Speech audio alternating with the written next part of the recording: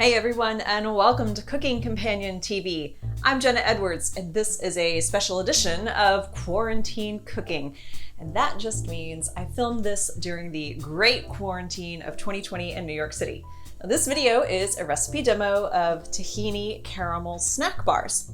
This recipe is vegan, no bake, and low in processed sugar, and it comes from nadiashealthykitchen.com. I was originally searching for a gourmet version of a Twix bar because I've been stuck in my apartment for 3 weeks and I'm about to lose my mind. And while this is a far unfortunate cry from that intent, it does work quite well as an enjoyable snack bar for whatever that's worth. So give this video a thumbs up if you like it. We start by measuring out the biscuit ingredients. We need 55 grams of almond flour and 70 grams of oat flour. This is plain rolled oats that are blended into a flour in a food processor. Combine the almond and oat flour in a medium bowl and add a 1/4 teaspoon of kosher salt, 1 tablespoon of maple syrup, and 3½ tablespoons of melted coconut oil. And mix this all together to combine, making sure there aren't any small clumps because we don't want to bite into any dry clumps of oat flour. And press the biscuit mixture into a loaf pan lined with parchment paper. There's no way this works without the parchment paper. You may also find it helpful to cut out the corners so the paper doesn't wad up into the corners and mess up the evenness of your biscuit bars. Also, this is packy and it will not cooperate. So using a silicone spatula will help spread it out, but you'll mainly have to press it into place with your hands. And take your time with this. You want even biscuits, and it's hard to tell from this angle. And put it in the freezer while you make the quote unquote caramel filling.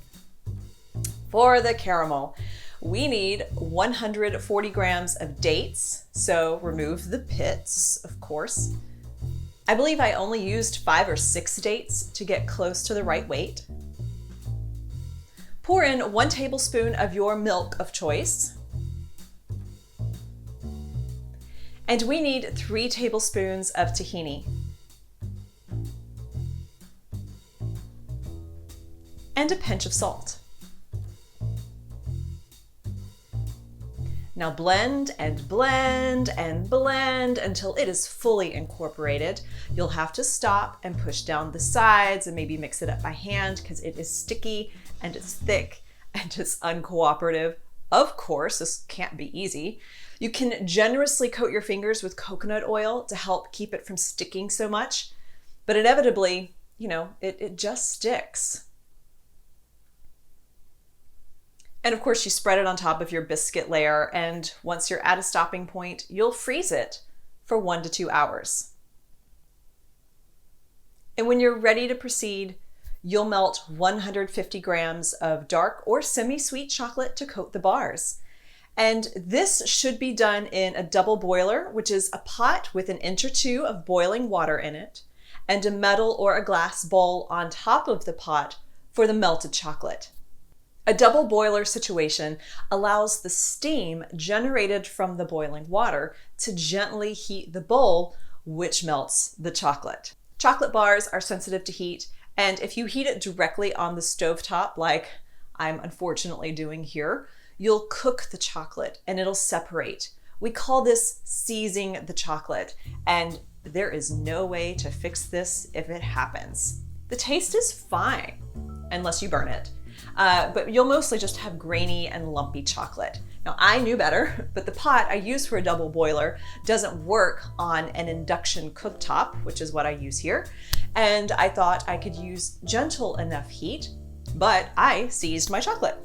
And when you take your bars out of the freezer, we get to chop them into 10 pieces. So make your first slice down the middle.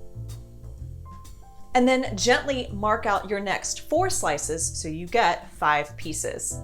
And the caramel may still stick, which is why I'm using my parchment paper to push the bars off of the knife.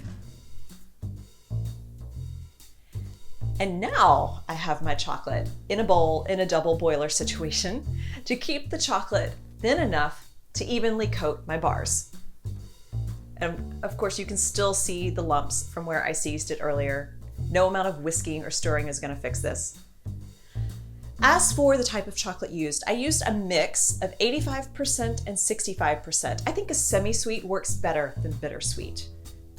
And you can set them on the parchment paper to cool in the fridge, or you can use a cooling rack so the chocolate drips off the sides and the bottoms and you have more of a square shape to your bars.